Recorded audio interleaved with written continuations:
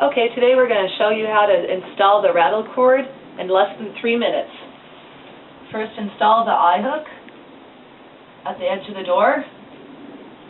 So you want to put the rattle cord across and just screw it in.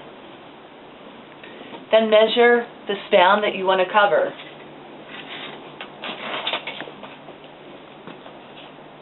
This span is 6 feet. So, select a 5-foot cord. The cords are all labeled on the side.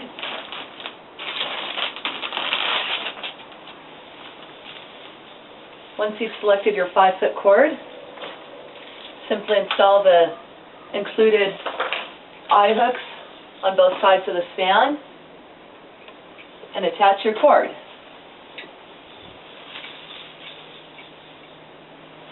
Once your cord's attached, test it. It should swing freely and produce a rattle sound for about 7 or 8 seconds. If your cord is too loose, it won't work properly. So, if your cord's too loose, simply take the knot out of the hook on the end by pushing the cord up towards the hook. Retie a new knot at the length you want it.